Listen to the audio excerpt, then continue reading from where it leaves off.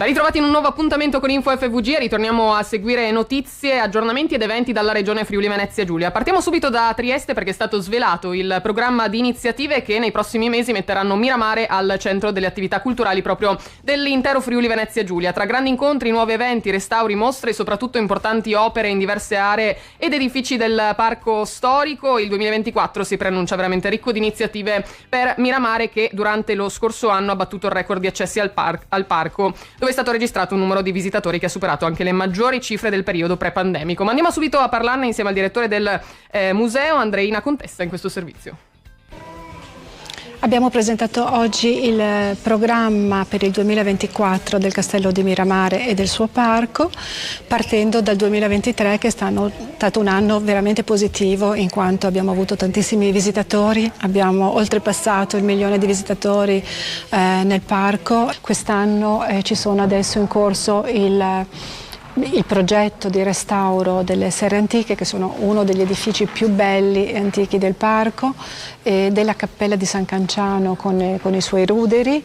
Tra le novità ci sarà anche l'apertura di un nuovo visitor center e bookshop nel piano terra del Castelletto. Naturalmente andremo avanti con i progetti della produzione delle amare, le arance della nostra orangerie. Un progetto a cui tengo molto è quello degli orti di Massimiliano, che verrà completamente rivisitato e riqualificato a livello botanico, e una delle cose più importanti a livello simbolico che io credo faremo lì sarà di piantare quelle piantine che derivano dai nostri alberi monumentali, quelli piantati al tempo di Massimiliano.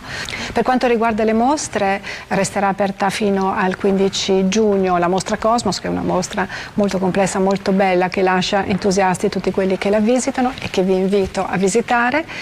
Verrà esposto lo scettro di Carlotta, acquisito attraverso la Fondazione CR Trieste in aprile, verso il 20 di aprile, e quindi avrà un allestimento regale imperiale come si compete a questo scettro. Tenetevi aggiornati, abbiamo un sito aggiornatissimo, iscrivetevi alla nostra newsletter e noi siamo qua e vi aspettiamo. E noi passiamo a un altro appuntamento, quello del Recruiting Day FVG. Il Club del Sole, tra i principali operatori in Italia nel settore dell'ospitalità open air, ricerca 80 figure per la struttura ricettiva in diverse sedi. Opera in 7 regioni in Italia, tra cui anche in Friuli Venezia Giulia, il Marina Giulia Camping Village di Monfalcone. Ne andiamo subito a parlare insieme a Giacomo Grandi e Marta Saccomandi per il Club del Sole e Anna D'Angelo del Centro Impiego della Regione Friuli Venezia Giulia. Sono Grandi Giacomo, responsabile operativo del gruppo Club del Sole. Siamo qui oggi a Trieste a presentare la nostra collaborazione nell'ottica finalizzata al nostro Recruiting Day del 12 di marzo nel nostro villaggio Marina Giulia Family Camping Village, appunto in Friuli, con la regione Friuli Venezia Giulia. Questa collaborazione finalizzata all'assunzione di 80 collaboratori per il nostro gruppo nell'ottica della stagione 2024 per i nostri villaggi, appunto di Marina Giulia, la nostra nuova acquisizione di Grado, in particolare il Tenuta Primero Resort di Grado. Questa del recruiting è un'attività che noi stiamo svolgendo con grande soddisfazione. Abbiamo chiuso un anno del 2023 molto intenso, ma quest'anno in realtà parte già con delle premesse molto importanti.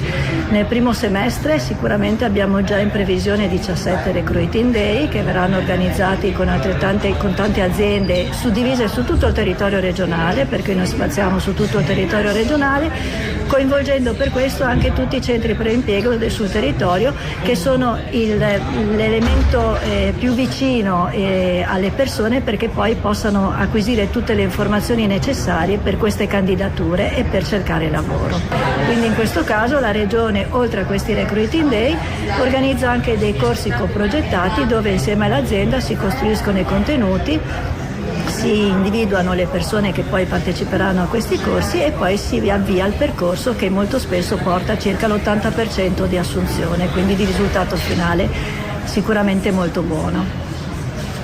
Chiudiamo ancora con un'ultima notizia, ci spostiamo al Civiform di Cividale dove si ricerca un responsabile accoglienza offerta nei servizi lavorativi. Questo il titolo del corso progettato da Civiform in collaborazione con il consorzio FVG Via dei Sapori e il patrocinio di Confcommercio Udine, un corso che sarà totalmente gratuito per le persone che verranno selezionate. Il percorso di 480 ore punta a formare persone che facciano da raccordo tra cucina e accoglienza in sala, che sappiamo orientare in maniera soddisfacente il cliente nelle proposte enogastronomiche. Oltre alle competenze tecniche, un'attenzione in più all'offerta globale del territorio, agli abbinamenti cibo-bevande e all'innovazione. Esperti insomma nella gestione della sala di un servizio ristorativo che abbiano anche competenze di marketing. Un profilo quindi variegato e complesso che risponde alle esigenze del tessuto ristorativo della regione, intercettato dal consorzio FVG Via dei Sapori, partner del progetto con 13 tra i suoi ristoranti che si collocano in una categoria medio-alta. Saranno 150 le ore di stage programmate in questi ristoranti che hanno